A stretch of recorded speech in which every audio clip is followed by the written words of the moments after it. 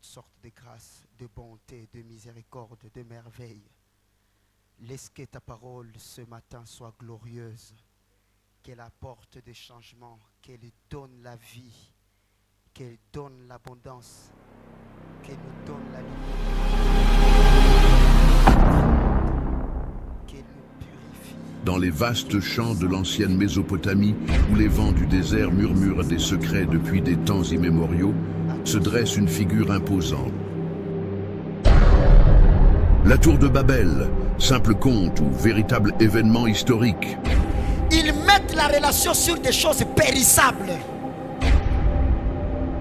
Repère d'une époque où les hommes croyaient pouvoir, grâce à l'union de leurs forces, s'approcher du divin.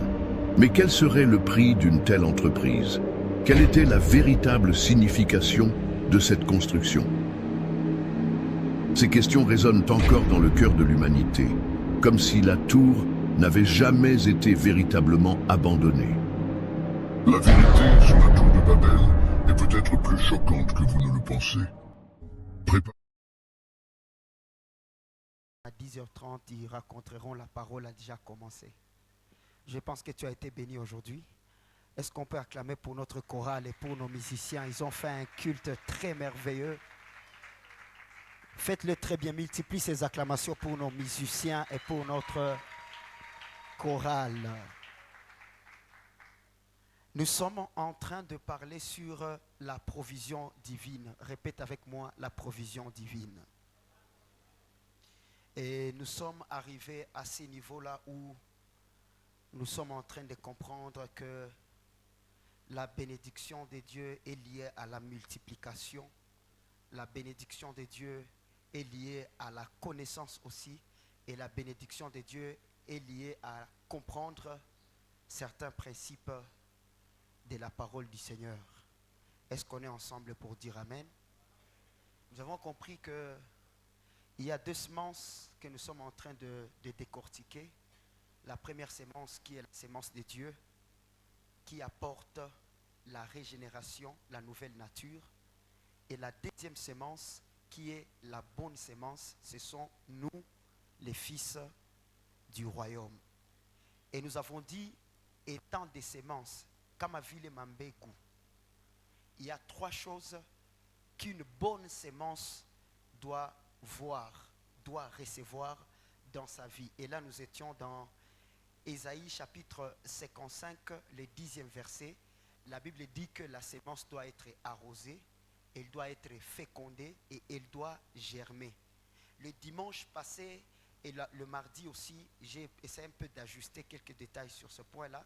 On a dit qu'être arrosé, c'est être affermi. Kuwekwa misingi. Hapana misingi ya misingi. Misingi comme musingi. Vous comprenez? Ça veut dire l'enseignement de base, prophète héritier. La connaissance de Christ.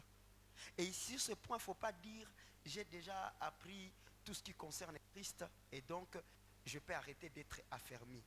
La Bible dit que nous serons toujours affermis jusqu'à ce jour glorieux, quand Christ sera révélé sur la terre, quand il va établir son royaume. Ça veut dire, ce matin, je vais encore vous affermir dans la connaissance du Christ. Et on dit Amen. Merci beaucoup. Et on a compris que la manière de Dieu de garder la bonne semence, c'est de l'arroser. Un chrétien est gardé contre toutes les attaques, pas par rapport à la prière, mais par rapport au fondement, à l'enseignement qu'il porte. Vous savez, dans la stratégie de combat, l'ennemi a toujours profité quand il voit que l'adversaire a paniqué. Quand tu commences à te bagarrer avec colère, tu vas comprendre que tu peux perdre le combat. Et c'est ce qui trouble les enfants de Dieu. Ils paniquent devant tout. Et c'est là que le diable les atteint. Maintenant, quand tu es affermi, wakati unafundishwa, tu es stable. La Bible dit, même si la pluie tombe, même si les orages viennent, cette maison-là ne sera pas touchée parce qu'elle a été bâtie sur le roc. Donc, Jiweo Pekin a représenté affermissement. Tu es avec moi, tu dis Amen. Deuxième des choses, on a dit ça le mardi pour ceux qui n'étaient pas là, être fécondé. On a dit que être fécondé, c'est donner la vie. Donner la vie. un chrétien doit être capable de donner la vie. Tu es avec moi, tu dis Amen. Et on a dit que pour nous, la vie, Jean chapitre 1er a dit que cette vie-là, c'est la lumière. Quand quelqu'un produit la lumière, la Bible dit que cette lumière-là, c'est l'enseignement. Un chrétien doit être enseigné et être capable de reproduire l'enseignement. Est-ce que tu es avec moi pour dire Amen? Tu es avec moi pour dire Amen? Quand quelqu'un a la capacité de produire la lumière, tu deviens fécond. Et c'est là que la Bible dit, dans le peuple de Dieu, il n'y aura pas de stérile. Hakutakuwa tasa. Hii tasa, banatufundisha hayo ki hautakosa franga, hapana. Hautakosa butajiri, hapana. Haiko vile. La fécondité dont on parle ici, ce n'est pas que uliolewa kisha unazala. Bien sûr, c'est la fécondité, mais dans la sémence. Mais les filles vierges doivent être aussi fécondes. Si on définit la fécondité mukupana mutoto, sasa tuko nafundisha babigira batakuwa ba féconde ae. On a compris que Christ était un esprit vivifiant. Il produisait la lumière. Mukristo mwashakuwa arrosé. Enseignement shekala muyeye. Anapashwa sasa kwa fécond. Unakutana mwingine naona muproduire ile enseignement. Na Paul akambia Timothée, ces choses, hii mafundisho, ubifundishe na ubipatie biko capable kubifundisha wengine. Ça veut dire, haukiake kukanisa tukufundishe seulement pour que tu connaisses. Unakiaka kukanisa tukufundishe juu na weye ufundishe bengine. Daniel anasema hivi, jiwe ilishuka duniani ikiwa ndogo, ikaanguka, ikavunja sanamu, baadaye ikageuka jiwe kubwa. Comment est-ce que Christ va remplir toute la terre? C'est lorsque moi et toi, nous reflétons la même nature que Christ. Ambia le karibia yako zaa na utoe matunda. Sois féconde. Unakutana na mtu kwa ignorance, unamwambia hivi ashanifundisha hapo. Anakuuliza, bali fundisha kai, ngwa niite papa docteur nimuulize. Non, tu dois être capable de reproduire. Unapatia mwenzako lumière et là tu es un chrétien fécond. Tuko pamoja. Troisième étape pour laquelle je suis venu parler aujourd'hui, c'est que la pluie fait germer. Kutoa matunda. Salimia watu watatu mwambie tunahitaji matunda kwako. Rappelez-vous de cette histoire-là où l'évangile est en train de dire Jésus-Christ marchait, il allait de village en village, de ville en ville. Mais malheureusement, un jour, Jésus-Christ aura faim. Yesu akasikia njaa. Akakutana mti unaota. Akautazama mti unapamba. Akatamani kupata matunda kwake. Il a désiré avoir des fruits sur cet arbre.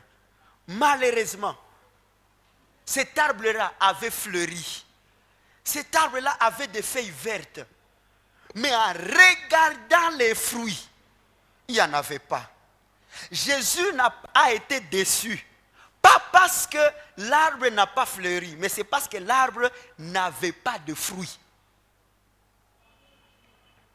Quand on parle d'un arbre qui a fleuri, un arbre qui a des feuilles vertes, c'est le type de chrétien qui reçoit l'enseignement et il montre qu'il est enseigné. Quand il parle, tu écoutes le langage de quelqu'un qui est enseigné.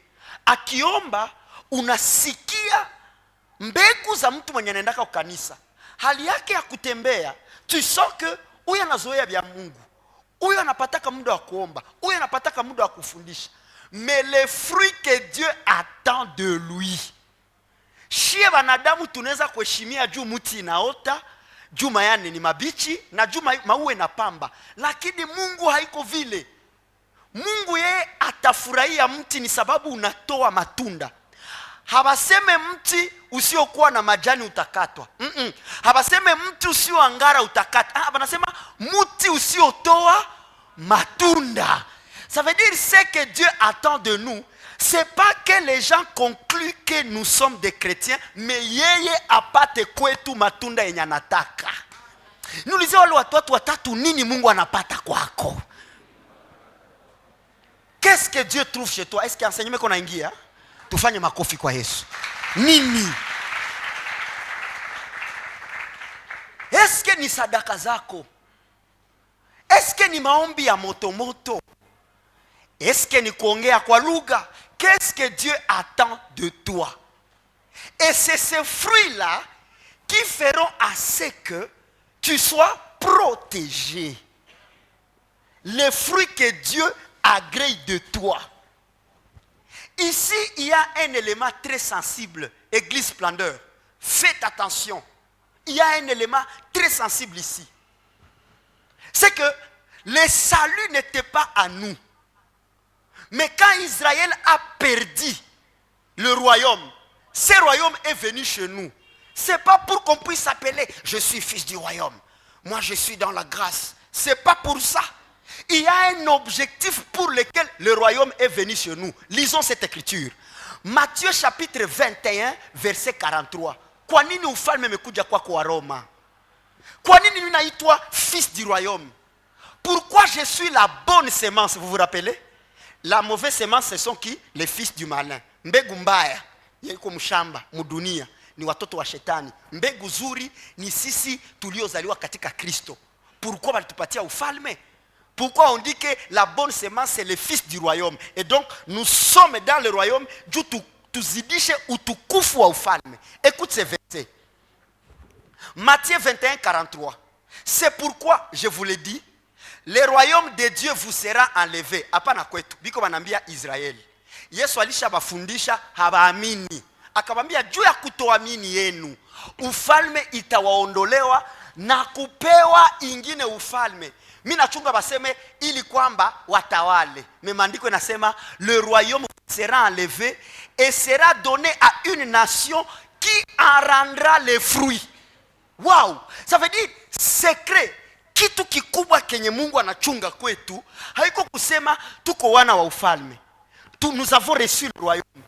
Nous avons reçu la vie éternelle. Objectif est de produire les fruits. Ça veut dire Dieu entendait les fruits d'Israël, mais il a manqué de fruits. Vous comprenez? Donc il est arbre yenye Yesu alichungaka kwa matunda kisha wakaikausha juu haina matunda. Haiko mkristu mwenye hakutoa chakumi kazi yake kakufa. Hapana, haiko vile. Haiko mkristu mwenyeko na naziri hakuitimiza buchuruzi kahomba. Hii muti yenye ilitamaniwa hako matunda kisha haikutoa matunda ni Israel yenye wakati Kristo alibavizite akakutana banayala mayani ya kupendeza ambao ni ahadi za Abraham, Isake na Yakobo. Akakutana maue na pamba, wana matumaini kwamba Mwokozi atakuja. Alipotafuta matunda akaikosa. Na sisi tusikue kama wao. Ndio maana maandiko kasema, aseme na mwenye mti akakuja akakutana bado mti hayakuwa na matunda. Wafanyakazi wakamwambia usiwe haraka kuikata, tuiongezee maji, tuongeze engrais, peut-être itakuya zala. Na leo nimekuja kuongezea engrais ili kwamba wewe ambaye ni mti wa ufalme umtolee Mungu matunda. Piga watu watatu high five mwambie toa matunda kwa baba, toa matunda. Hapa mtu anaanza sema ndaanza imba na bidii. Hapana, ndaanza ubiri na bidii. Ndatolea Mungu matunda. Hata kama wageni ni wakali atufanye vitu kisi vinapaswa enda, ndatolea Mungu matunda. Hii matunda hapa haikuwa taya kimwili. Maandiko yanasema Yesu akaangalia ile mti akayambia tu kauka. Mitume wakaenda. Seke j'aime. Hata Yesu alishasema kauka. Sio pale pale njoo mtu likauka. Wakaenda, waliporudia Yesu hana tena muda wa kuangalia mti. Petro ndio akamgusa, Bwana, mbone huu mti ulisema umekauka? Na sai tunaona kwamba umekauka. Petro akashangaa. Aetu kwa neno mti nakauka. J'aime l'enseignement qui est là. Si c'est par la parole ndio mti likauka, ça veut dire c'est aussi par la parole que cet arbre peut donner les fruits. Salis ton voisin, dis-lui la loi de l'identification. Maana ya loi ya identification ndio nini? Nilishaka iongea wakati tuko ku splendeur ideal. Niongee tena hapa. Wakati tulizaliwa, niko naongea sana swali sababu Mkeremani hakukuja, watu wote wanipate sawa. Wakati wanaongea loi ya identification, ni tipifie juu nielewe. Siku lizaliwa, haiko soli komala unafika kumiaka ya kusikia ndio wakakupa jina. Hapana. Ulizaliwa tu. Loi ya Israeli walikuwa wanafanya 7 premiers jours mtoto hana jina. On l'appelait seulement enfant, enfant, enfant. Mais 8e jour, kama ni garçon, banambeba ku temple, banamucirconcire, sana piga kelele ya kwanza, ile tu machungu ya kwanza, na ndio wanasema ataitwa fulani. Vous comprenez ça? Ni 8e jour ndio mtoto alikuwa anapata jina. Mais kwetu si haiko vile. D'ailleurs tunaanza preparer hata jina ya mtoto na hayazaliwa. Baba Kelian. Unayua kama mwenye atakuya jina yake ataitwa nani? Kelian. Mwatakuya ataitwa Elnaya. Mwenye atakuya ataitwa Uriel. Unamtayarishia jina. Na sasa tunamkamata mikono. Oh ma fille Uriel, je pose à l'église la question. Huyu mtoto mwenye tunaita jina, est-ce qu'il anaijua? Na macho yake kwanza hayaanza hata funguka juu aone. Me tunampatia jina bila hata matumaini ya kujua kama ni yeye. Tunaendelea tu. Waroma. Benjamin. Au fur et à mesure que mtoto iko na komala, atakuwa na remarquer que bakiita Gabriel, on lui regarde. Bakimwita Sarah, on lui regarde. Au fur et à mesure que tuna insisté kumwita ile jina, utashtukia siku moja hayaanza tembea, hayaanza sema, mkimwita tu Sarah, tutajiposer question, qu'est-ce qui a fait à ce que ule ayue kama enjo Sarah? C'est parce que on a insisté kumuidentifier kwa ile jina. Maintenant tafikia niveau moya sana naanza komala na kuwa na conscience. Mwa hii nyumba bakita tu Jackson, on n'appelle pas 2 personnes. C'est moi. Même ata bakikutana na ba Jackson ba 20. Kisho nasema Jackson, est-ce que nous mwanyo na geukaka? Bote wanafanya nini? Bote wanageuka. Banazoliza ni mie. Sasa Jackson wabo kulondwa. Banongeza ingine jina juu ya distinction. Vous comprenez ça? C'est pour vous dire, quand on dit qu'un chrétien est béni, shi wote tunazaliwa, Biblia inasema katika Kristo tumepata baraka zote. Haiko tu baraka za mwenye na gari. Haiko tu baraka za mwenye alishajenga nyumba. Au fait, quand on dit race de bénis, c'est tous les chrétiens qui doivent faire. Vous comprenez ce que je suis en train de dire? Parce que normalement, cette bénédiction est sur tout le monde. Mais le problème, quand on dit vous êtes bénis, on a calculé. Si alunga, si auza gari, ata haiko miuli. Ile baraka biko nasema ni za fulani. Tu as raté ton nom. No li raté ae. C'est possible que babako anaongea, mais haiko ile siku Zakaria njo bubu. Lakini ile siku Yohana njo kiziwi. Vous comprenez la différence? Mes enfants, uko bien. Uko mwa hii situation chaque na 7 mois ya deni ya loyer. Ata baseme tu es riche. Frère, usiangalie karibu yako. Bakisema tu le riche shapukia. Tajiri mkubwa. Omwe watu wakushakie mwewe peko sife nini? Gusa watu watatu waambie jiamini bwana. Jiamini. Nyangua mkono kama uko pamoja na misema siko mtu wa kawaida. No kiamini ongeza sema ya leo hayatafanana ya kesho. Ndo pale maandiko yanasema niko kwa kiwango wa kufanya kitu kipya kienye haujua hata ni nini. Nitakuwekea maji katika jangwa. Badala haya mateso kuna ishara za Bwana zinakuja. Lève la main, déclare avec moi 3 fois ça va marcher. Ça va marcher. Ça va marcher. Ça va. Je peux poser une question? Est-ce qu'il y a quelqu'un qui est riche qui est venu dans l'église? Mino na sero mwana kunja kichwa hivi anakutana anakumbuka sea balinikatala jana. Ta bénédiction n'est pas liée aux circonstances présentes. La Bible dit en Christ nous marchons de gloire en gloire et la deuxième gloire de cette maison sera plus grande que la première. Tuko pamoja useme amen. sa uko krize saba kwenu. Bakiita mufungwa fa semblant sa vila huyo atele jini. Iko sio sikia wanalalamika wenjo Celine kisha wanalalamika. Laura, eske unapata tata ya kulalamika? Ndio maana basi tuchezeshe. Kuna kwaka watu wabawe majina wanageuza kila kichwa. Akihayue jina anaweza kugeuza kichwa. Atafuatwa na it's ni jina kila siyejiamini. Fimu anajijua hageukieti. Jona waka wakifati siviko naita imbwa. Mimi siko tena imbwa, nimekuwa mwana wa Mungu. Wakifatu sema ini ya motare haiko mimi. Mewe nafaka tu ni siku gani babako alikuitati? Ambia karibu yako visivyo kwa wazi haviko vyako. Hata baoneshe masymptome ya laana, hata baoneshe vifungo vya jamaa. Katika Kristo sema je ne suis pas identifié. Je ne suis pas identifié. Sa mtoto anakomala anaanza répondre kwa ile jina. C'est la même chose quand la parole dit la foi vient de ce que l'on attend. Et ce que je sais, la parole de Dieu crée l'impact dans l'homme intérieur. La parole de Dieu a une puissance d'affecter l'âme.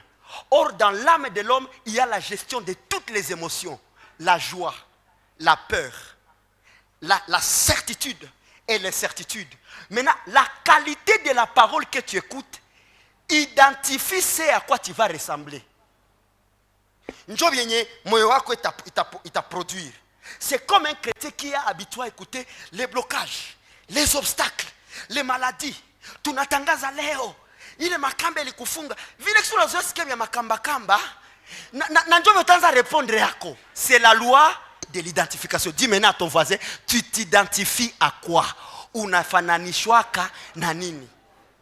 Dalili 15 za laana. Et puis, so nasikele laana, mtu wa laana haendele yake. Mtu wa laana hafanyiki wake. Et directement, ton âme va produire maintenant la peur. Or, Paul va dire, ce que je crains, c'est au fait ce qui m'arrive. Ça a commencé par quoi? Ça a commencé par ce que tu écoutes. Njuma nakutana kadada likia mkanisa eko déçu. Mais wakihubiri tu mtangazia mtu mmoja hata kwamba yakamata kesho atakuwa sawa. Banambia le kaka kama dada alikatala hata kwamba Vasti aende aswe Esther atakuya.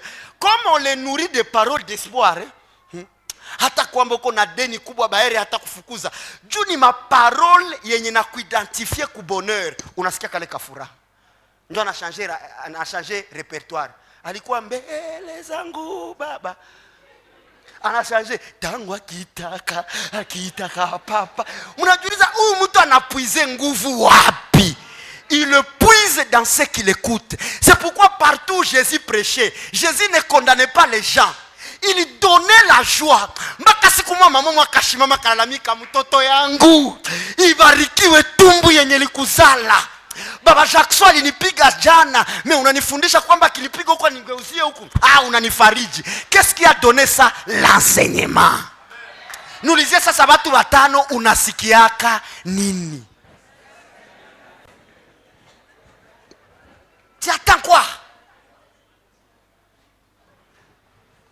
C'est pourquoi moi il y a des programmes où je ne peux plus assister. Pourquoi? Pour qu'ils ne puissent pas troubler mon âme. Voilà pourquoi on pense que vous êtes des chrétiens orgueilleux à splendeur. Vous n'êtes pas orgueilleux, vous connaissez qui vous êtes. Et puis nous atteindrons ce niveau-là où quand on saura qu'il y a un chrétien de splendeur ici, on commence à veiller ce qu'il faut dire. Maintenant, ça changer ma thème du yetu. Ça hivi. Niambie tu uite watu bakulipie envio. Bakulipie hotel, juke baoneshe siri za laana. Kuna roho mbaya. Maki unalipia mtu bie jake kuonesha kumbe defo shashindwa maisha. Mi hapa je vais insister. Atokwe na madhaifu atokwa uko mtoto wa Mungu. Na mbinguni alhamdulillah ushaingia. Uko ndani. Uko ndani. Alhamdulillah haiko Kiislamu ni Kiarabu. Make na kuhakikishia. Wewe na kuhakikishia mambo ambayo utatenda kesho haitafanana na tuko tunaona leo. Hauko n'importe qui. Toi, tu joues avec quelqu'un dont la parole dit, s'il n'a point épargné son fils et qu'il lui a sacrifié pour toi, comment ne te donnera pas toutes choses? Natangaza bipande bishuke weni mbarikiwa. Kama uko na information ya mwenzako mbarikiwa, umshimama onde msalimia. Unisalimie tu, ile mnajua kama huyu naye ni mbarikiwa. Huyu naye ni mtakatifu kama mimi. Huyu naye atafanikiwa kama mimi. Majira yake ya leo haijamaanisha kwamba yeye haiko mbarikiwa. Wow. Qui va amener des cris de joie pour la parole de Dieu ce matin?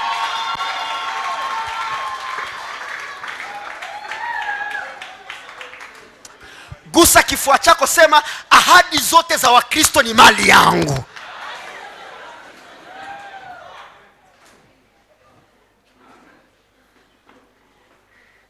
Nikibakia kwa hiyo mtabakia mko mnacheka, na mniruhusu niendelee.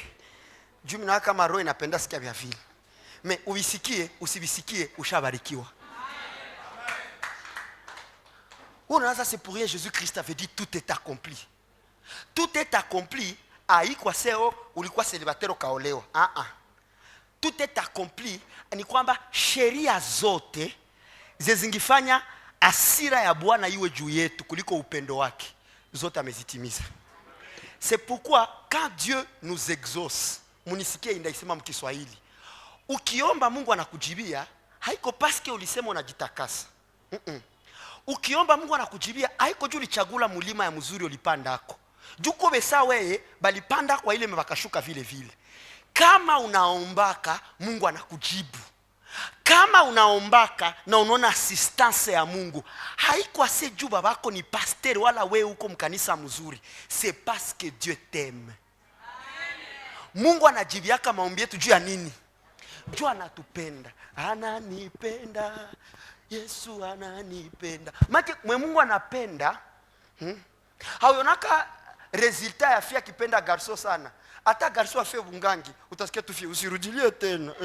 Usikuwa unanilumiza roho hivi. Mais akianza mbia tu mimi naonesha kosea sana biishe. Unakutana fia anaanza pardon gentil. Unajua sasa mwaba wili nani mwalikosea? Là où l'amour triomphe, la compassion, le pardon, l'assistance, la bénédiction accompagne. Bandugu, tukipendana tu mkanisa yetu, hakuna matonekana kama ni mzaifu kupita mwingine. J'aime ce qui se passe dans notre groupe WhatsApp. Ata hatuna makado kundugu mali tuandikia sema na shufurahia maveze nous zilifika lakini muda wa makado ungali. Même quand il y a pas de cadeau, mais le fait que tunakutanaka tu mu groupe 50 commentaires, unaangalia ni photo yako unajisikia kayo kwa cheka tu. Chanzo za ba mkartier ona mu groupe ya kanisa yetu. Ata munipendake mimi ça fait du bien. Salut ton voisin, dis-lui aimons-nous vivants. Leo ibade kiisha, kila mtu atangalia kustati yangu atona kwa photo yake. Je vais poster tout je vais poster tout le monde. Je vais poster tout le monde. Je vais vous poster prophète héritier. Mais je vais poster vos visages dans un verset.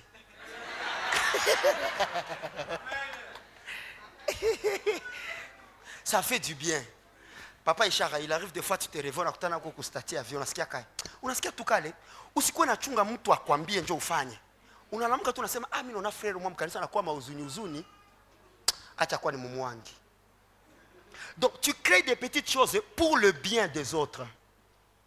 Sasa ni watu watatu waambie tufurahishane bwana. Tufurahishane. Una tu mtu anambia mon frère, leo unapendeza katika Kristo. Le fait seulement de lui dire ça, bandugu batu wanachukuliwa huko nje. Umuko batu walikomala na maversi yote ya mubaya ya wazazi yao. Sasa tunapita unasikia mzee anachomoka asiyesikia wazazi wake atamaliza vibana shingo yake itasipazwa na atakosa dawa. So unapita hizi ni mbegu mbaya ambazo hazikutoka kwa mzazi lazima zikauke. So unajua mie tu ndio vile memwingia anapita espèce de l'homme fort. Toi tu as une grosse tête comme quelqu'un qui n'échouera jamais devant tes adversaires. Unasikia uko na identifier mtoto. Vitu vizuri. Unakuwa mpole sema tolewana president na wewe. Sina huko unasema mbele ya wenzako. Wewe hakuna neno mbaya yenye unasahau ya mamako. Ukishapita tu wanajua kufanya shangaa nto huyu. Tu te demandes qu'est-ce que tu avais fait? Identifie-toi au bonheur. est la seule chose qui nous console dans leur détresse. Ils crièrent à l'Éternel. Et l'Éternel envoya le miracle. Et l'Éternel envoya le prophète. La Bible dit, et l'Éternel envoya sa parole. Et la parole les guérit. N'est qu'à faire échapper de la fosse. Ça veut dire qu'il y a la parole, il y a la guérison. Nico Gisini Livio. Alléluia. On avance un peu. Selon ces versets, tout au que mon confusion. Verset dans mes vies. C'est pourquoi je vous l'ai dit.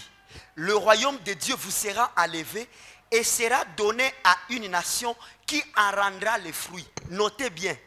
Ce n'est pas le royaume qui nous donne le fruit, mais c'est nous qui donnons le fruit à cause du royaume. Vous comprenez la différence, prophète? Kuko mwingine anajua kama nikisha okoka ma bonté zinaanza nini? Est-ce que njo ma fruit zile? Hatuko mu royaume du royaume itupe ma fruit. Tulipata royaume du shie njo tutoshe ma fruit. Question. Celui qui recevra le royaume, c'est celui qui rendra le fruit. Mais qui a reçu le royaume? Une question. Qui a reçu le royaume en fait qu'il puisse rendre le fruit? Matthieu 13, 8. Matthieu 13, 8. La parole de Dieu dit, Matthieu 13, 8, une autre partie tomba dans la bonne terre. Une autre partie de la sémence tomba dans la bonne terre. Elle donna du fruit. Un grain 100, un autre 60, un autre 30. Il faut que la bonne sémence tombe dans une bonne terre pour donner les fruits. Condition, c'est la bonne terre. Question, il est bonne terre. Toi, tu es une bonne sémence. Mais tout à joie est comme une bonne sémence et une bonne terre. Parole est à répondre.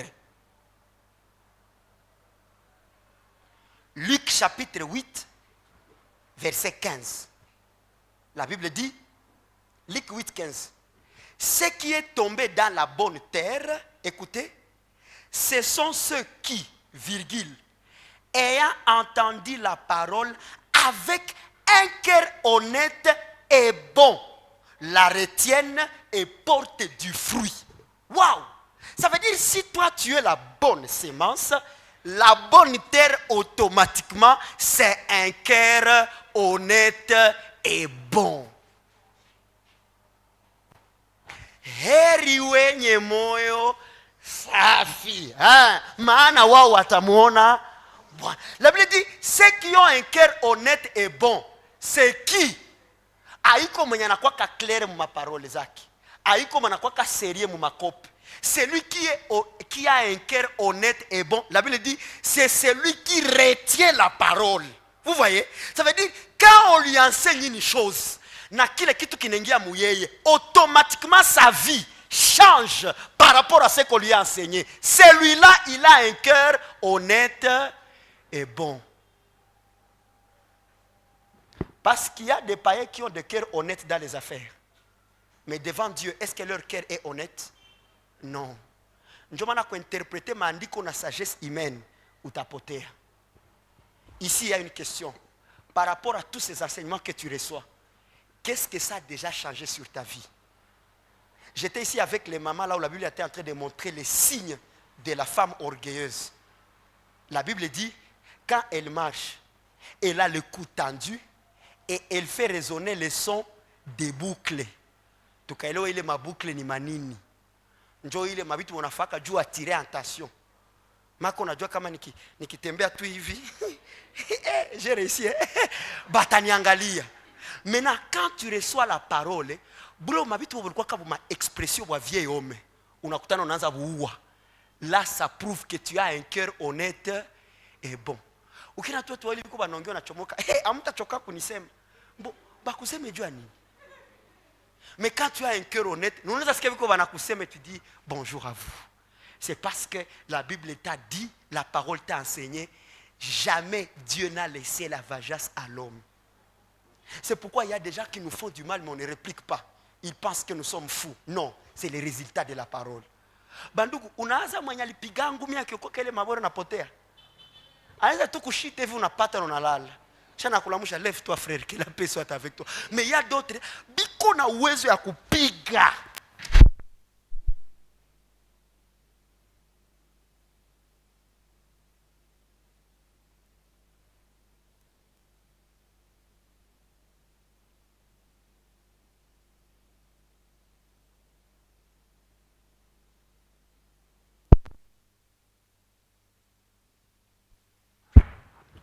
Merci beaucoup. C'est pourquoi même vous allez voir, hein, en hébreu, la parole est en train de déclarer la force d'un animal est dans ses cornes. Cornes en hébreu qui veut dire karen. C'est pourquoi l'agneau, le bélier, je m'excuse, bélier, qui a remplacé Isaac. Mandiko nasema corne zake zilikuwa zinabana mumiti. Pour dire, sur la croix, Jésus aura la puissance de descendre. Mais parce qu'il a un cœur honnête et bon, il a écouté les paroles de son père. Baba kalimwambiaka, tu t'humilieras jusqu'à la mort. Yesu akafanini akanyamanza. Bakeko Eloi, Eloi. Alikuwa kana uwezo wa kushuka. Alikuwa na uwezo wa kushuka. Na ile majaribu ya kushuka ilimwanzia tokea zamani. Tokea kwa desert anatatu anza. Shetani anakiambia kama uko mwana wa Mungu jitupe. Kuko mashajitupa mkupanda. Kila mwana jitupaka tu anafanya nini? Anashuka. Yesu akakomprendre hapana. Même si Dieu enverrait les anges pour me secourir, mais j'ai un cœur honnête, tu ne tenteras pas ton Dieu. Basha nambia ikope kwa msumu ngwani kunye kanda kufa. Utakufa. Ukuwe na cœur honnête. Kama Biblia inasema kwamba watakunya vitu vibaya vita bazuru. Ni Mungu anaweza permettre ujue kama uko sumu njoo usikunye. Mais haikuwa setu utakunya. Ukisha hiyo tuka ni sumu kisha unakunya itakubana. Hata wametia sumu unakufa. Basha tuambia bakubwa tusitembee ma 19h20 rewe ule kwa tu l'Éternel est mon berger. Utasikia tu kuya. Kuya. Shona mzogelea hata nipitapo katika uvuli wa maiti. Lota ilala amu. Bandu. Utapigwa. La Bible dit Dieu nous donne des avertissements pour nous faire échapper de l'orgueil et préserver le cœur de l'homme du glaive. Manake Mungu akisha kuonya kukitu ni juu badirike. Regarde ton voisin, dis-lui, aie un cœur honnête. Hey. Cœur honnête. Ça veut dire tu reçois la parole et ça change ta vie. Mais comme mwingine iko na image mkanisa, neko na image kule nje. Frère, ça fait du bien que partout tu passes on dit vrai type huyu. Usera na kwaka bien, hakwake na problème na mtu. Anakuwa kake mzuri. Tu as un cœur honnête. Njoko nasikia mtu konaongea anasema, hapa nipashwa réagir hivi lakini neno la Mungu aliniruhusu. Et puis quand vous faites cela, vous ressemblez à des faibles alors que vous êtes de forts. Gusa moyo wako sema Bwana nipatie moyo wa haki na mzuri.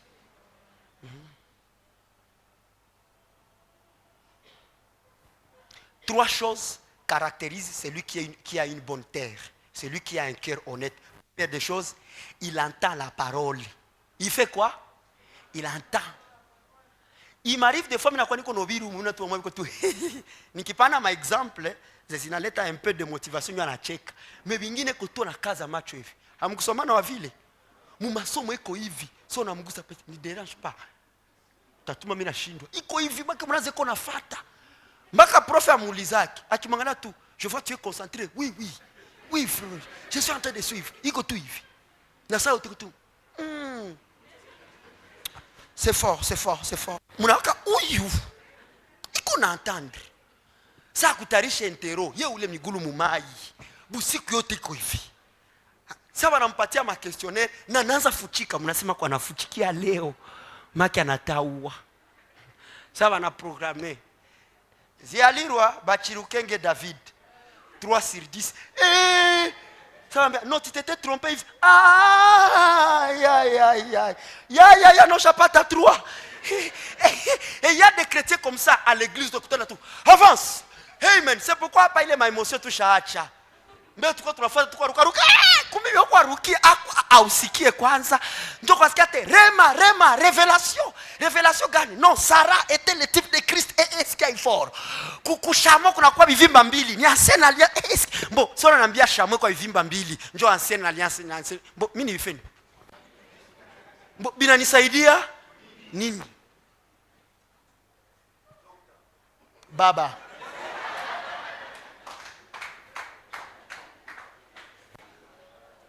C'est pourquoi moi je vous autorise kwenye hamusikie nyangula mkono.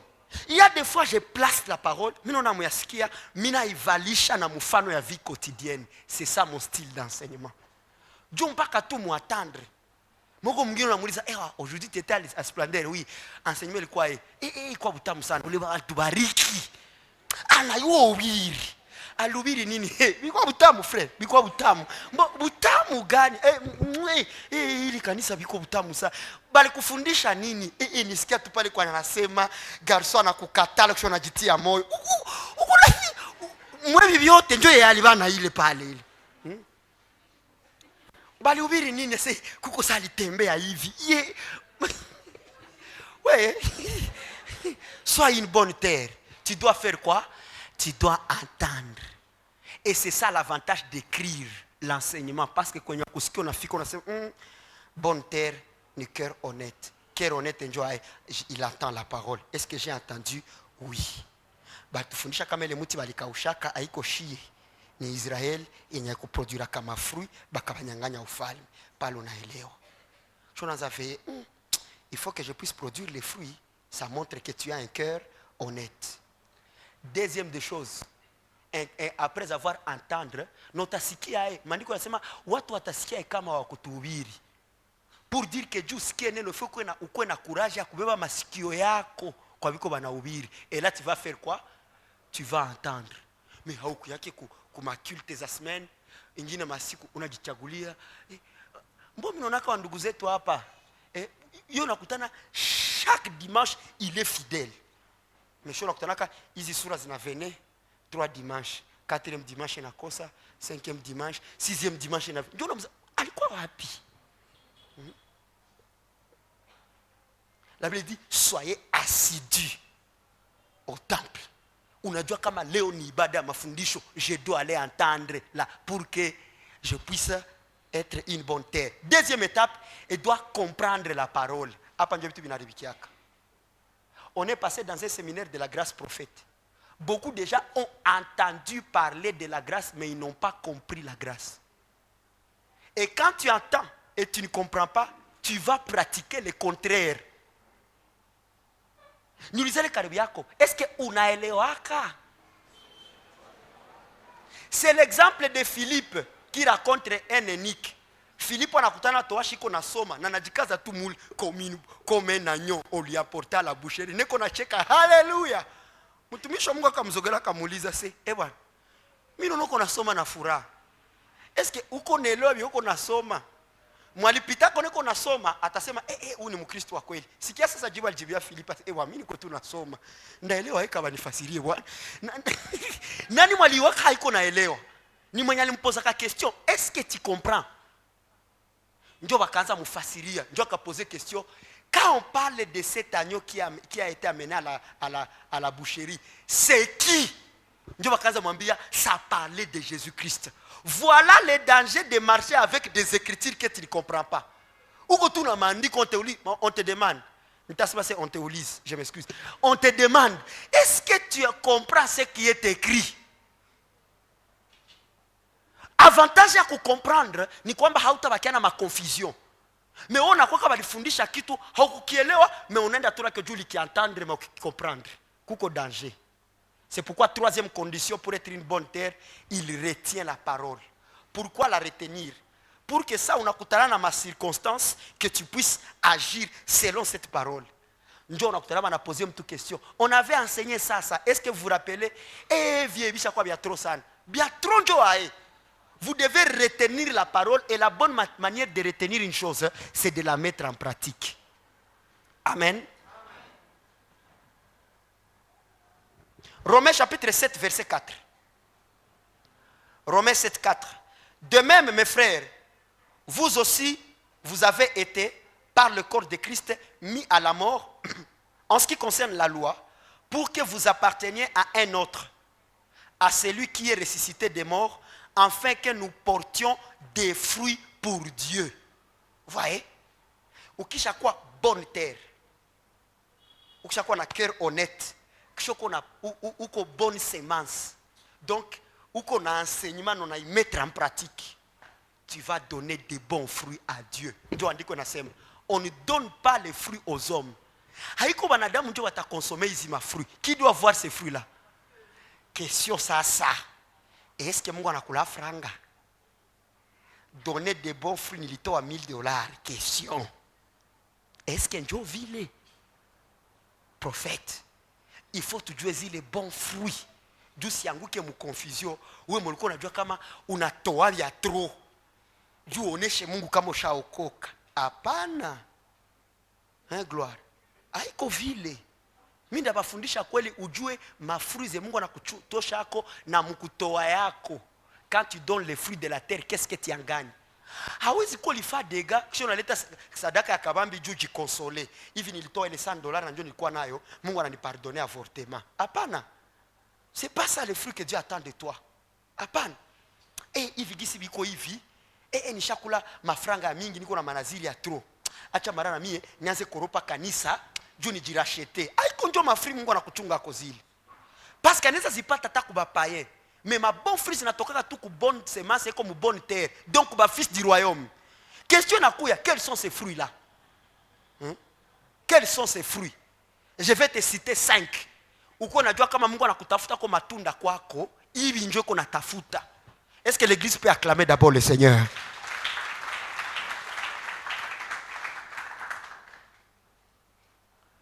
Premier fruit que Dieu veut voir chez toi. Comme on a itunda, Mungu ataï consommer. On appelle ça les fruits de notre justice. Les fruits de notre justice. Répète avec moi. Les fruits de notre justice. Rudili. Est-ce que nilisema les fruits de ma justice? Nilisema les fruits de notre. Ça veut dire, il est le fruit. Il faut quoi kwako, il est le fruit. Il faut quoi huyu, il est le fruit. Il faut mselpa, il est le fruit. Il faut msepake, il est le fruit. Il faut splendeur, il est le fruit. Il faut terre sainte, il est le fruit. Il faut MPP, il est le fruit. Il faut rocher de siècle, il est le fruit. Il faut fasi yote. Ikisha kwa fasi yote, Mungu anatukamata kama watoto wa jamaa moja. Quel est le fruit de notre justice? 1 Corinthiens chapitre 1 verset 30. La Bible dit,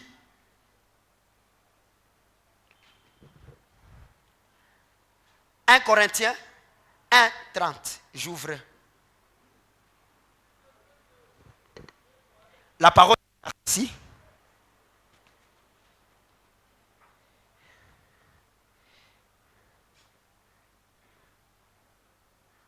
J'ai lu au nom de Jésus-Christ. Or, c'est par lui que vous êtes en Jésus-Christ, lequel de par Dieu. Make ule Yesu ni Mungu njo kupitia Yesu. Yes, Mungu akafanya nini? Lequel de par Dieu a été fait pour nous. Qui a été fait pour nous? Jésus-Christ. Alifanyika nini kwetu? 1. Sagesse. Pour dire, toute personne qui a Christ devant Dieu, il est qui? Si mon ujibie. Kila tu mwenye ameamini Yesu mbele ya Mungu ni nani? Mbona mnijibie? Mnajibia unaoka bila koroga unaangalia mimi mimi nafaa hivi sikili kosaje. Sagesse haiko ile kukua serie. Sagesse ni Mungu aone Christ muweye. 2. Justice et sanctification. Voilà. Ici les Romains s'empoignèrent. On nous enseigne la sanctification comme kupata muda kupiga magoti na kulia. Nitakase hata dhambi zangu ziwe nyekundu kama damu. Utazigeuza mweupe kama theluji. Nioshe, nisafishe, nitakase. La sanctification n'est pas une prière. La sanctification, c'est la vie de Christ en toi. Aïe, aïe, aïe. Hatuwezi lalamika, sanctifiez-vous. La manière de vous enseigner la sanctification, c'est vous présenter la vie de Christ. Quand tu mènes cette vie-là, automatiquement, Christ devient la sanctification. Kama kujisanctifier, ni kuacha zambi. Pourquoi Biblia nasema kama Christ a été sans péché, mais Christ dit, je me sanctifie. Tu veux le verset où Christ se sanctifie? Merci. Témoin, où Christ fait quoi? Dieu me comprend que kujisanctifier ko kutubu zambi. Dieu Yesu yafa zambi. Mais anajisanctifier. Hein? Watoto wangu. Hein? Andiko shanianguka kwa limoya hapa. Jean 17 verset 19. La Bible dit, et je me sanctifie. Yesu ko naomba. Hii ni maneno ya Yesu. Yesu anasema, et je me sanctifie moi-même pour eux, en fait que aussi soient sanctifiés par la vérité. Vous écoutez ça? Donc, tout le temps que Jésus marchait dans la vérité, selon ce que Baba qui alisema, Yesu alikuwa anafanya nini? Merci. Na utajisanctifia. Acha vile vyako vya niko 3 jours ya kirdani. Na niko najitakasa. Wewe unapanda mlima Chabarabe. Nitakase. Na saa mvula inanyesha. Baba hivi unanyeshesha mvula. Unanikonfirme utakaso. Nimekuwa safi. Umenimwangia isopo. Umenisafisha. Nimeanganga. Nimemeta. Unaanza tiatia mamomo hivi kwa jitia moyo. Frère, atokwe sérieux. Atokwe vierge. Haukunyake. Haufake madega. Kama haumarshake selon la vérité. Uko mchafu. La seule chose qui nous sanctifie, c'est lorsque tu n'es pas suivre la vérité. Mungu anasema sanctifier, sanctifier, sanctifier. Wangapi wametakasika hapa asubuhi ya leo? Hey. Je, watu wanaofundisha mahubiri sio kwa ya kweli, wanajitakasa au wanajichafua? Wanajichafua pourquoi? Parce que ile mahubiri itasukuma bafanye byabo. Vie kwa. Banaanza fanya Mungu, banaanza fanyizia Mungu byabo banajisikia. Oro ile mabitu byao najisikia, ça devient ta justice. Na ile ta justice yako Mungu haikamatake sa fruit. Le seul fruit que Dieu consomme chez nous, c'est notre justice. Qui est notre justice? Comme Jésus est notre justice et il devient notre sanctification et rédemption. Manake kila mtu mwanaishi munjia za Yesu ndio mwenye naokoka. Hapana mwanafahamu shemasi kanisa. Hapana mwenye anahubiri yaka. Demande à ton voisin qui est ta justice. Ukisubutu tu kujibia Yesu Kristo, ndakuuliza sasa, John ulipa hasira. John ulijivange. Est-ce que Yesu alikuwa anajivange? Yesu alikuwa majibu, siku wanamfikisha mbele ya Pilato. Pilato yuko anapenda tu Yesu ajidefendre. Anauliza Yesu anabakia kimya. Anapoze question ya pili, Yesu anamjibia, ni wewe wasema. Sikia mesha. We garçon à 33 ans. Uko duru, haujua hata justifier. Suji justifier mbele ya watu yuko wanakukondane. Je sais que haukufaa erreur, mais justifie-toi. Yesu akasema muro, nijijustifier na vyenjo alinipana. Nijijustifier. Mutundike tu. Quelle obéissance. Mtu anakuchokoza unasikia ile ngumi shanza vimba. Ngambo ya Bagira kulikuwa vyoma alikuwa na dawa. Sio unaanza mchokoza na tiato mkono mfuko hivi. Koko unamchokoza kumbi ngumi kwa jitravae. Atakia tu itosha.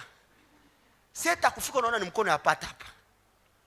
Na watu wanaanza muogopa. Hapa kadutu kwa mtu alikuwa anaua ngombe na kichwa. Anabana ngombe hivi. Kabu ngombe na kufa. Kisha ula kupige kichwa. Na tukiokoka zile uwezo hazitoke ndani mwetu. Zinakaa pale pale. Zile uwezo ziko hivyo hivyo. Mais ça unaanza vivre selon la justice de Dieu.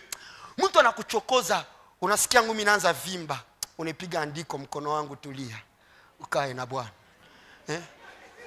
Ndio wakutana mtu frère. Unaambia mon frère, na tupigane ndakupiga. Mubyote mimi nakushinda. Mais pourquoi seulement tu veux voir mon vieil homme? Je l'ai enterré. J'accepte d'être faible devant toi. Mais sache que c'est à cause de Jésus. Son aenda mbinguni batapiga. Notre justice, notre justice. Mais oui, ndatia okovu pembeni. Ndakunyorosha kisha mine kamata. Ma bluetooth wako nguvu. Wako nguvu sa unatia okovu pembeni. We hata niko muhubiri ndeza kupa kichwa na Bwana tabakia Bwana. Yesu alikuwa bashamupiga, Yesu ashasikia maumivu papa. Kukatoka tu Sodoma akapita nyuma mgongo ya Yesu. Iko sata Yesu akumuonaka. Bwana akapuliza. Alibamba Yesu kofi. Ile kofi iligusa Yesu, mbaya Yesu akamgeuka akamuuliza, "Unanipigia nini hivi?" Maana ilikuwa kofi moya. Yesu washamupiga za mingi, maka sikia kile boroke na mfunga masikio. Mpaka muuliza gra. Akamuuliza, kwa sikia zui. Unanipigia nini hivi? Ma ililumaka. Mais est-ce que Yesu alisikia amesha kushimama repliquer? Mewe mu quartier. Unavala kimono? Mimi nakuvalia tinksi. Beba. Hapana. Tu n'as pas le bon fruit. C'est pourquoi chaque fois il faut poser question. Mwaika Yesu angireagire. Aye. Mais viena alikuwa anapigana mabora ya msiri. Niambie tu mtu uko, "Baba niponyeshe mtoto wangu." Anasikia tu, "Chakula watoto. Usimpe imbwa." Wote kamata kitusi, mais kwa Mungu ni sagesse. Ndio maana kuko vingine vitu omwe bakuone duru, mais ulireagir selon la volonté de Dieu. Levez la main, église, disait Jésus-Christ est notre justice. Deuxième fruit.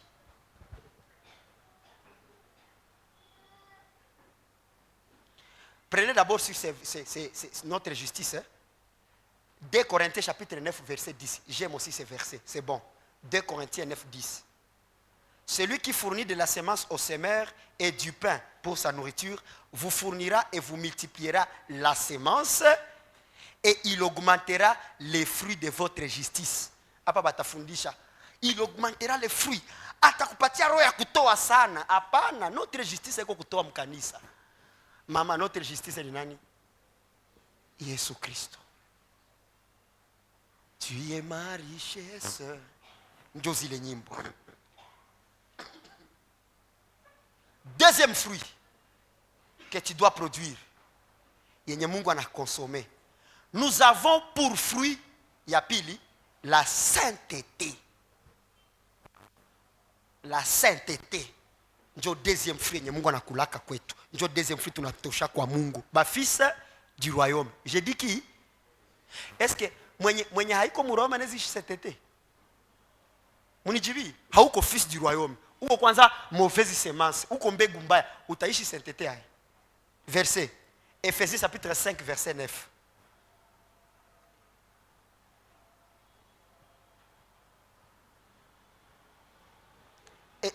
Excusez, Romains chapitre 6 verset 22. Romains 6 22.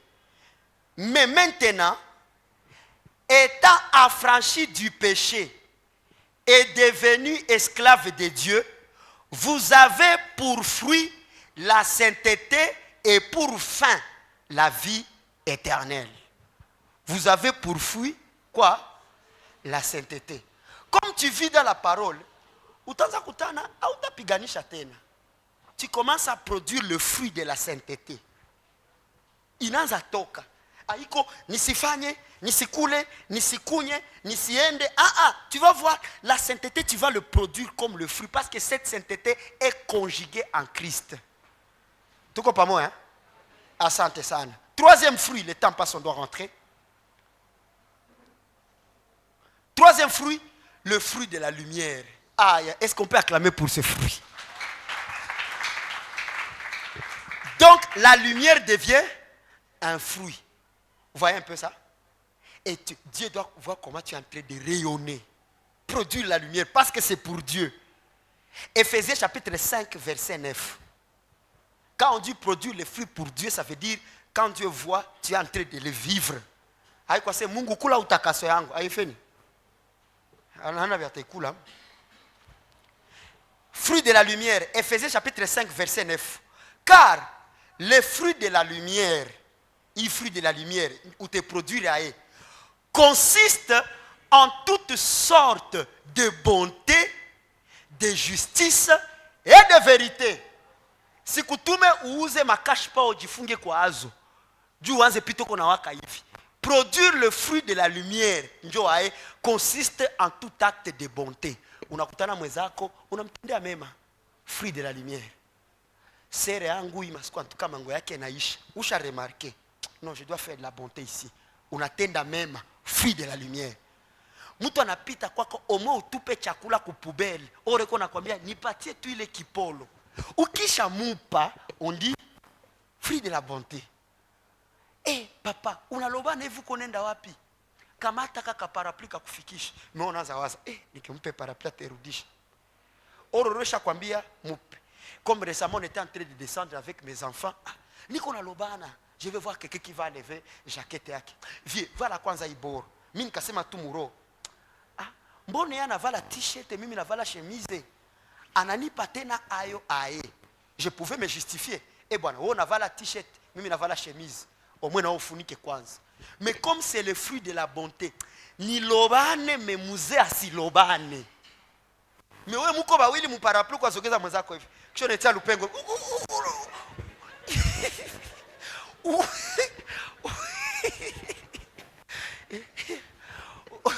Unekala mtaxi mubaya, oro mlipa nyibo te 1000 francs. Unekala utoshafimba zogea kaka. Kisha 21h mnatavuka mwenzako shaka tu bali sema tukale batatu. No muzogele mweneye. Hapana, sisi kala mubaya ku 1000 francs. Nyumba yako ni mzuri unalipa desa. Regarde ton voisin, dis-lui, produis le fruit de la bonté. Il n'y a pas une semaine passée. Dieu est bon vraiment. J'ai marché avec un monsieur au marché de Ngouba. Et puis il m'a dit, viens, merci, viens. Minenda viens. Mais apanda kadutu. Ça Mungu akubariki. Mimi nashuka sasa hapa kule stonaki. Sauti kaanza mumie. Nonashuka tu nuko na 10,000 umlipie transport. Nonendelea. Sasa mimi napiga spa. Nonendelea tu. Nonendelea. Si hata nifae mimi nageuka. Mimi nakia moto mimi nakutana bisi naondoka. Bandugu, mimi ole nyuma ya bisi. Doctor. Mimi ole ndio chauffeur akapiga pupu bashakuwa wapi kusiperpe. Nikafanya ewa vie. Daka 10,000 utalipa transport. Batu yote mbisi wakangalia. Nani huyu? Nikarudia, nikasantire amour. Ule bwana ndio akaniambia vie kutokea pale mbaki si tulishuka shiwote mubisi. Nilibambia kwa pastor wakasema huyu ni pasteur. Kumbi kale ka acte kakaba prêcher sana. Kupita ningeanza eschatologie goge magoge, cri de minuit, tour de Babel, unaona? C'est pourquoi il fruit de la bonté ina permettra ka na benya baamini Mungu wetu ma fruit de la bonté inafaa basi tu stresser. Inafaa banasema me hata kama atupende vya mkanisa yabo me lakini anaishi na shie mzuri. Me wewe ule habapende kanisa yenu kisha onjo tena wa kiburi. Kia kula, sitakula yale chakula iliyopigwa na jisi. Ulihemea wapi? Sanya watu watatu waambie produire le fruit de la bonté. Mais on apokea mkaniseni unako na 2000 francs utauza hata secret. Oro maandiko yanasema atakayepana hata kikombe ya mai. Naona mjibia hatuna hata mai baba. Yeye iko ni achumvi. Alikusumupe tu kwanza peke ayue. Na kutana nyingine makuple bashapatana ma system bagenye bakiongezeka. Najua sasa ni tizi ni nini kumiko namwambia Sheri, ile mai ya bugali usisonge kwanza, chunga baende juboreko kidogo.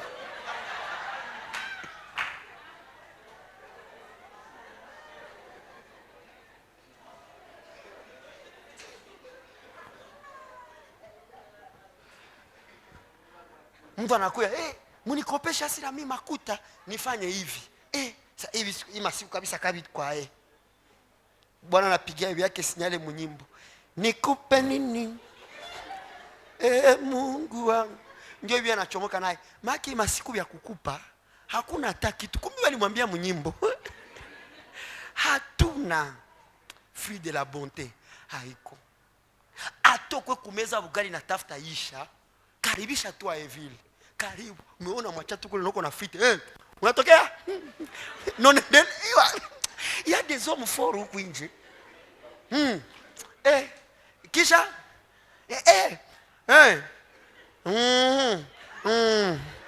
bakasema masiku situation iko mbaya na mwanzo anaanza kujibia biko mbaya ana meza mate en tout cas biko mbaya nonendelea tu uwe le fruit de la bonté. Lipia jirani yako transport, lipia jirani transport. Unaona? Mimi naona mwana napiga mwenzake ase sina kitu. Est-ce qu'on peut acclamer le Seigneur? C'était un peu vous montrer que veut dire le fruit de la bonté. La justice et la vérité. J'ai déjà parlé que marcher dans la vérité est la lumière. Quatrième fruit que Dieu attend de toi. Quatrième fruit. Naï fruit ba mingi bana ikosaka. On appelle ça les fruits des lèvres. Et le feu allait molota katosha album njo titre le fruit de mes lèvres. Et le fruit de mes lèvres njo nini?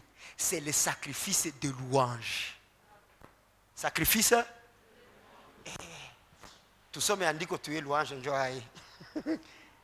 Hébreux 13:15.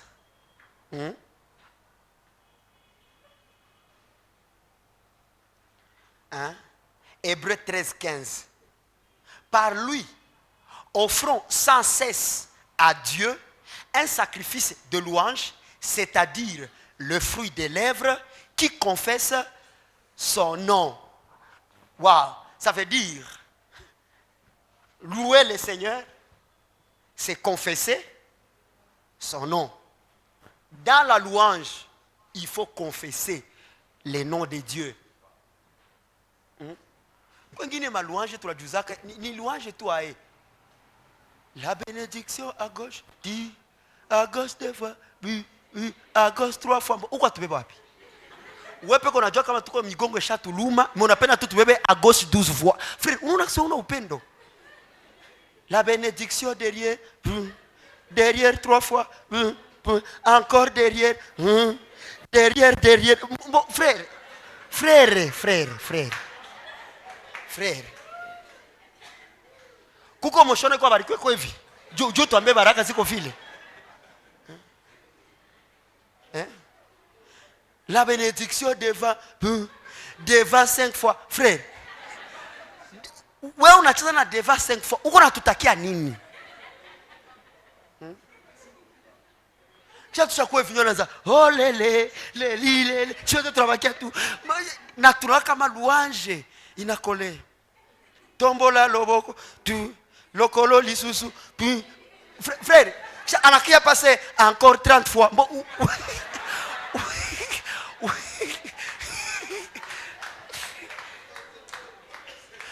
louer l'Éternel, c'est confesser son nom. Il est bon de louer Dieu. Alléluia. J'ai rappelé Nikiona binanishin musique profane. Ce qui est profane, c'est tout ce qu'on fait dans l'église, mais qui ne remplit pas le caractère de la parole de Dieu. Ananikuna. Nani prophète? Nani mwanamukuni? Wanani wale? Wanani wale? Tulibaona. Tulizane. Ulimuona wapi?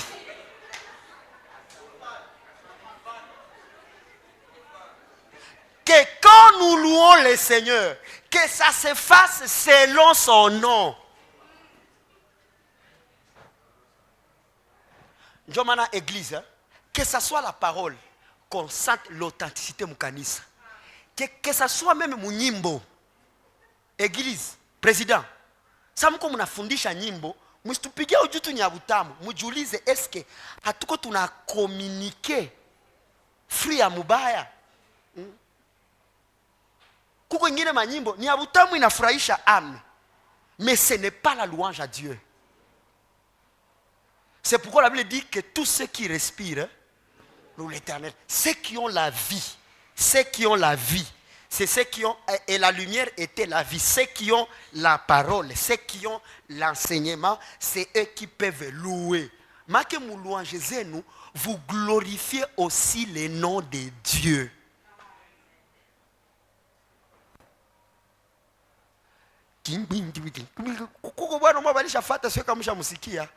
Longola banje ile kitu inaleta shida sana. Miss you parce que ce que moi je sais, ce n'est pas seulement au ciel que Dieu agrée nos louanges, même sur terre il l'agrée. La Bible dit faites-les sans cesse. Ndio maana comprendre que louer Dieu sans cesse haiko kucheza. Juu sans cesse make fona kwa mkazi kwa hivi. Papa, il projet na 4 ans. C'est nous louer Dieu. La louange n'est pas une danse. La louange c'est une expression. Tout quoi pas moi hein? Ndio ça wanasema louer les avec des danses, des tambourins. Ndio wanaviongeza. Sababu sema tu louer na danse. Frère usikue tena sérieux. Umuko mwenye hachezaki. Yana kwa tu hivi. Ça fait du bien quand on danse, ça prouve la joie. Ça m'a watoto ambie jua kumchezea Bwana. Imaginez dimension ya Daudi anacheza mpaka nguo zinamutoka. Alicheza ae. Mpaka nguo inatoka. Unaona kwa acheza kwa ngebu. Ata frère mbona nikanyaga frère cheza pole pole frère angalia. 5e fruit. J'ai fini avec les fruits. Dieu veut que nous puissions produire le fruit de l'esprit. Tunda ya roho. Galates chapitre 5 verset 22. Mais les fruits de l'esprit. Usiseme tu mina kwa kana hapana matunda. Ni tunda. Soma andiko. Ni tunda la roho. Kisa lile tunda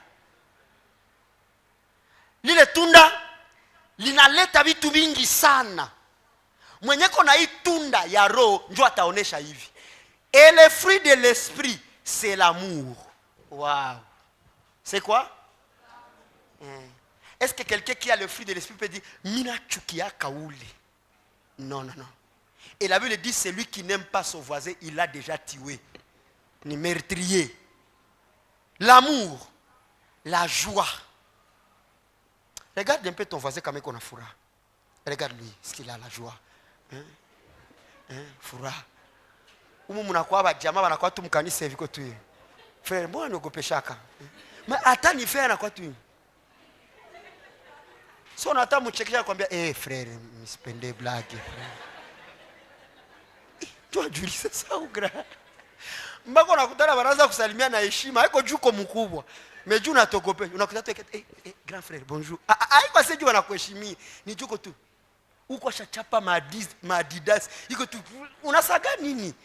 Mbo na kama eshe na kushinda, shenjo tunabiweza. Uko makali mkanisa au salimianake, bakambia ambia kari yako shalom. Unafanya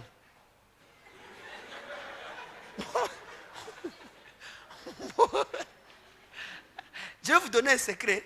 Quand on est joyeux, ça multiplie, ça amplifie même la beauté. Mnakoka mkristo mwetokea ni mjuaka. Mba leo, si unako na sirika, na wewe wa monaka, jedeo. Korale, mshona kwa bwana na sirika. Yana kwa tu, oui papa. Papa.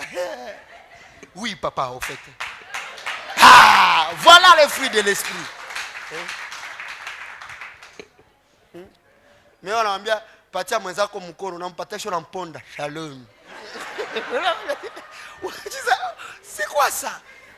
Est-ce que ayona kama humeur ya voisin yako inaweza affecter culte yako? Ukikala mtu mwenye charisme sana, sawa nakwambia ka dia to voisin unasikia tumuru yako. Niambie voisin. Umweko hivi. Ndio nasikia tu unapiga mhewa, Mungu anakujua. Kumbe voisin kwa hapa. Meko mwingine wako karibu yako, ukasikia kwa biko unabiri kwa fa. Sasa nakwambia dis à ton voisin frère, na mnasalimiana. Meko mwingine dis à ton voisin. Kwa biko hai. Uko na mafuyo. Zokia kwa kule kitu. Muko mwadoration kwambia grave. Fungula kinywa pole pole kwa sababu kurense. Kwa anakukosesha. Dis à ton voisin, donne-moi la paix dans l'église. Dis-lui ça, voisin. Na tukishakuwa wa mkanisa moya, hata tukwane madeni, tusikoseshane amani. Mbako unaambia mwenzako, hauko Mkristo, ushaniescroquer, mbingu zikuone, shetani akushughulikie. Voisin. Voisin. Voisin. Mbona shetu tushakuliwa na tukanyamaza? Mais unapenda mbako unakosha mwenzako, mtu anaanza kosa ibada juu ya deni yako. Unaanza Mungu anafurahi kweli? Mko muibada. Ambia le karibu yako, leo njoo leo. Unamtafuta na leo njoo leo. Est-ce qu'on peut manifester la joie dans la maison du Seigneur, s'il vous plaît?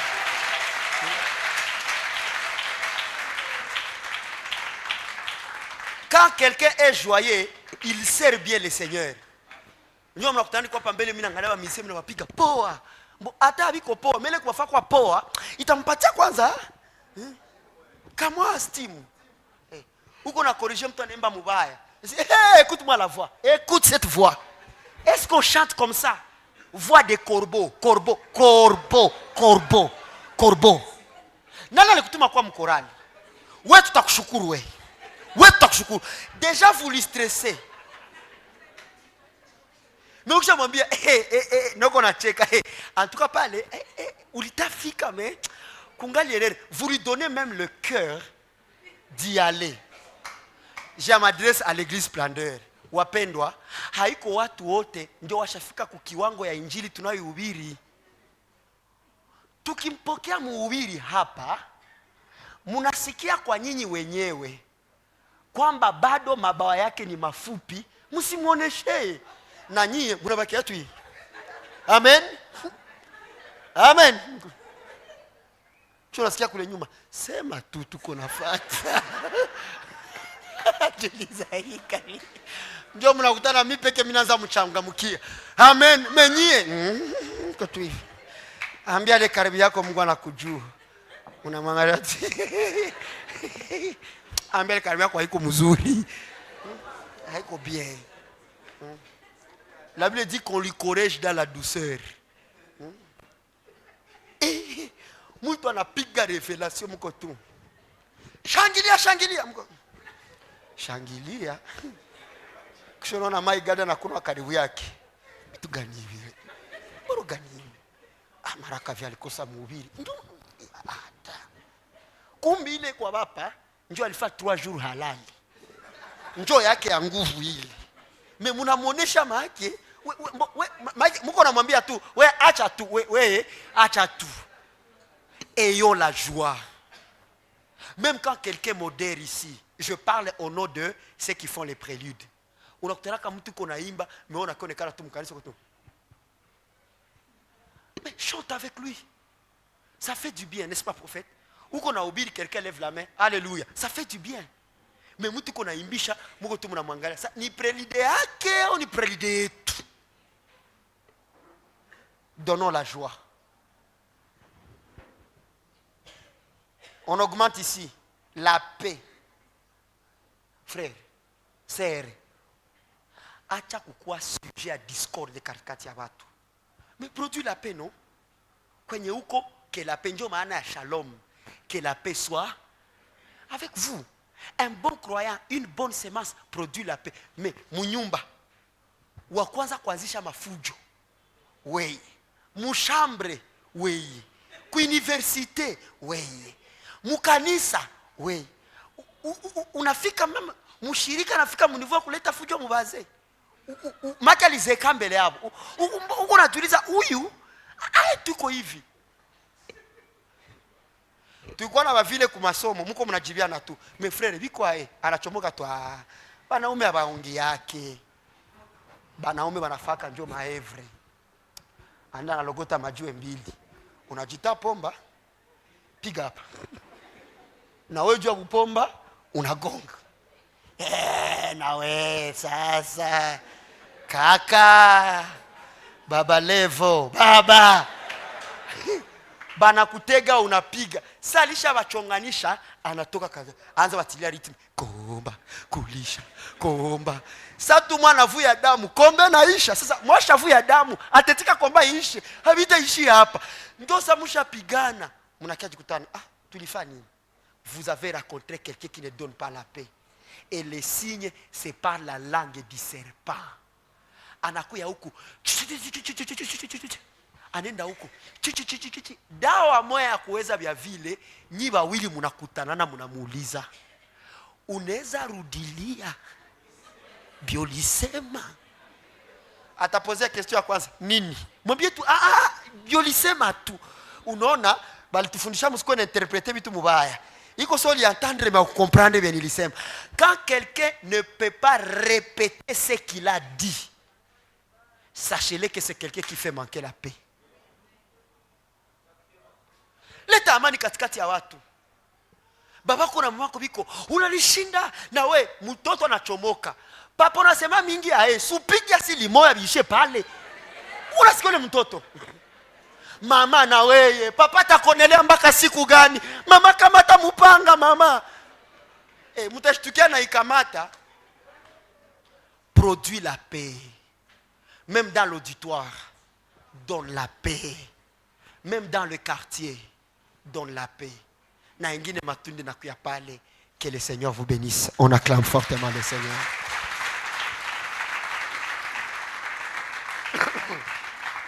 Si tu as été béni, tu célèbres fortement le Seigneur encore une fois.